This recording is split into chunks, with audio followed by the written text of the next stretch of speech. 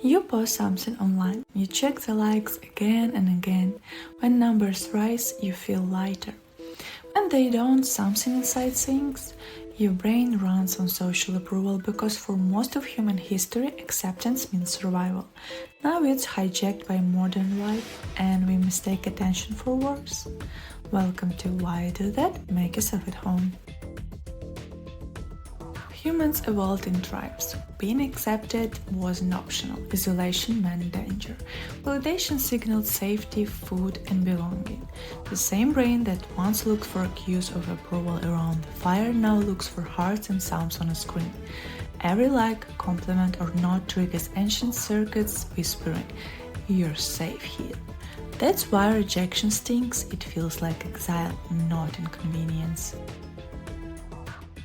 Social feedback lights up the brain reward system just like money or sugar. When you get praise or recognition, dopamine fires, reinforcing the behavior that earned it. That's how validation becomes habit. You start adjusting tone, humor, or opinions to keep the reward coming. The chase feels voluntary, but it's a biochemical loop: stimulus, reward, repeat. As we grow, identity forms through reflection. Children look at parents, friends, and teachers to figure it out who they are. That mirror stays with us into adulthood. When external voices get louder than internal ones, self-worth becomes conditional. You stop asking, "Do I like this?" and start asking, "Do they?" The more you rely on outside feedback, the less stable your sense of self becomes. Digital life magnifies validation addiction. Every post is a test of worth. The platforms are built for that. They exploit variable rewards. The same mechanism behind slot machines. Sometimes you get a flood of likes, sometimes silence. That unpredictability keeps you checking. The system trains you to crave feedback, not connection. You don't talk anymore. You perform. When self-esteem depends on approval, rejection feels catastrophic. You edit your personality to stay likable.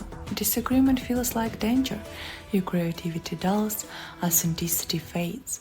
Validation gives short highs and long insecurity. The more approval you need, the easier you are to control by trends, peers, algorithms. Freedom shrinks each time you seek reassurance. Some people are wired to feel rejection more intensely. It's called rejection sensitivity, a heightened emotional response to disapproval or criticism.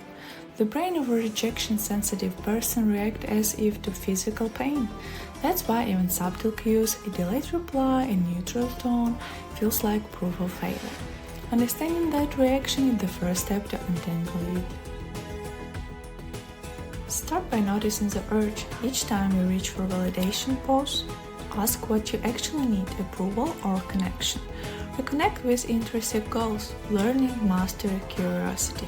Write down small things you value that no one can like. Spend time with people who affirm who you are, not what you do. When self-worth grows internally, validation becomes appreciation, not oxygen. The absence of validation feels uncomfortable at first. But with time, silence becomes peace, not punishment. Authenticity brings longer satisfaction than applause ever could. The voice in your head starts sounding louder than the crowd outside it. That's not ego, that's equilibrium. You seek validation because your brain evolved to equate approval with safety. But safety built on attention isn't real. The moment you stop chasing applause, you start living by enlightenment.